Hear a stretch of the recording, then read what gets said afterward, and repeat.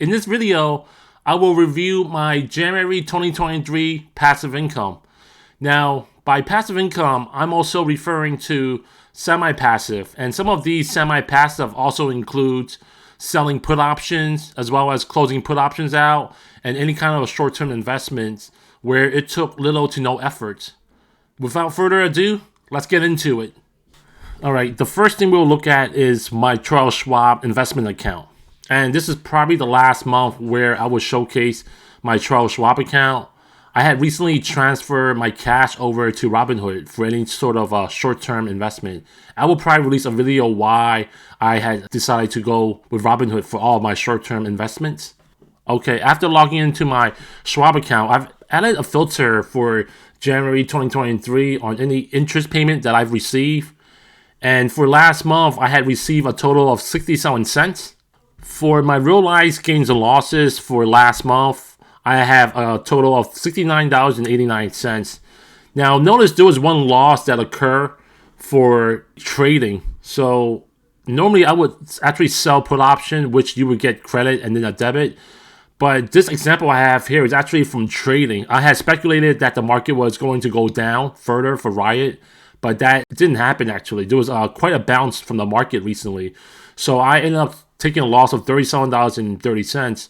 But overall, I had still net out $69.89. So next, let's look for the dividends amount. So I went back to my transaction report and I added a filter on dividends. Okay, for Schwab dividends, I have earned $21.42. Actually, it's more than $21.42. For one of the money market funds, when I've selected dividend payout, I had specified to reinvest the amount back to the money market funds. So it's actually $21.42 plus 89 cents. Later on, when I cash this out, when I sell my money market funds, I will actually earn 89 cents profit from it. So the total is actually a little bit over $21 for my dividends payout. And most of my dividends payout came from this Global X S&P 500 cover call ETF. That gives me about $21 for the month of January. Okay, next, let me switch over to my Robinhood account. Now, I had Robinhood for quite some time. I haven't been using it since last August. And then recently, I had decided to sign back up with Robinhood because Robinhood offered one of the highest APY for cash management, which is 4.15% right now. So basically, if I just leave the money sitting in my Robinhood investment account without doing any trades or any investment, I will already accumulate interest on it. So this will allow me to set up my next money-making strategy, which I will upload a video shortly. The strategy that I'm using is actually called Fat Cat Model, and I will post a video that explains how this Fat Cat model works. Stick around for that later on. But yeah, Robinhood is actually kind of confusing trying to get your realized gain and losses. So, there's a section for you to download your statements. And after downloading this PDF file, so here's how the PDF files looks like. Even then, this is kind of confusing to understand it. So this is a transaction report, which is different from realized gains and losses. That's actually one of the drawbacks by going with Robinhood.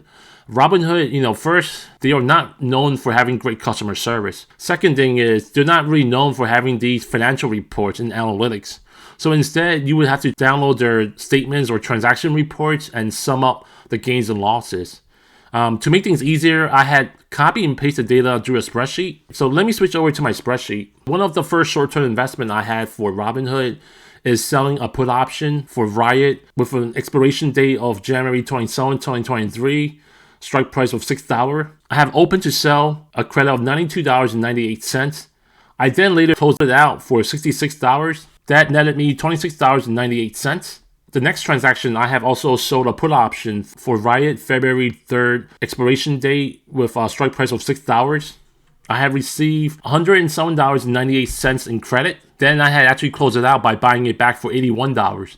That netted me $26.98. And then for my last short-term investment, I have sold another put option for Riot with an expiration date of March 3rd, strike price of $6. I received a credit of $80.98. I then later purchased that option back to close it out. So I spent $60 on that.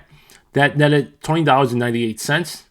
So that gives me a total of $74.94. Now, I had also sold another Riot put option, but I had decided to not factor this in for my January passive income because even though I opened to sell a Riot put option for February 24th, strike price of $6, so it's not really $239 of profit I recognize. After when I debited it, it's actually less than this. But I will go over this example in my next passive income video. So for now, as far as short-term trading from Robinhood, I've earned $74.94. Okay, so next on my list is Yada. So Yada was a savings account that I mentioned in one of my previous videos. I added some filters on the month of January. And for Yada, it's actually kind of weird. In order for us to even include the full month of January, we would have to specify the transaction report and say, show me transactions from the end of December towards the 1st of February. So that will include the full month of January. And I was surprised, there's no like CSV or Excel spreadsheet. So instead, I had to kind of copy it and paste it onto my Excel spreadsheet.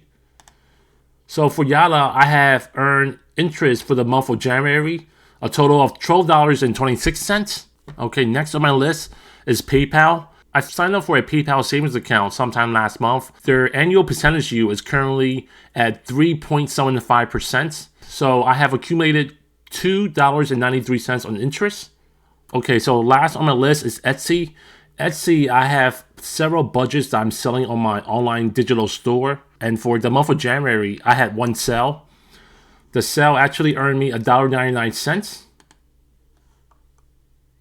And this was regarding the $50 money savings challenge within 30 days. Now, to make things easier, I had pulled out my spreadsheet from last time.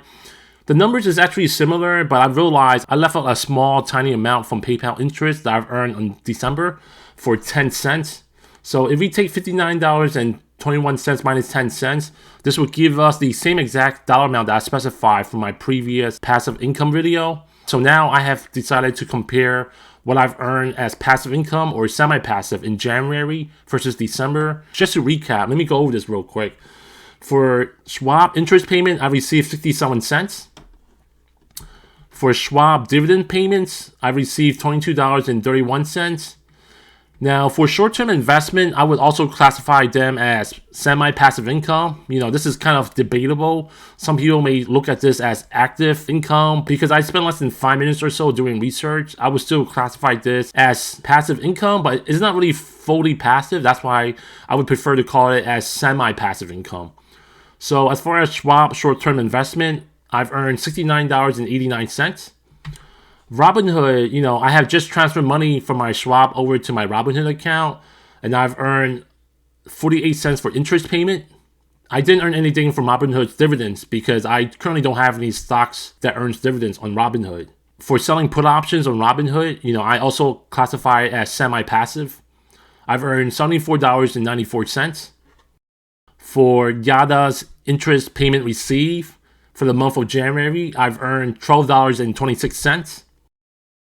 For PayPal interest received, I've earned $2.93. For Etsy, I've earned a sale of $1.99 in revenue. And I earned $0 from my e-receipts from Fetch. So that total up to $185.47, which is a significant jump compared to December. Easy money, $185.47. Oh, please let me know in the comments below, what type of passive incomes do you have? Do you have some methods that you currently have that's not mentioned in this video?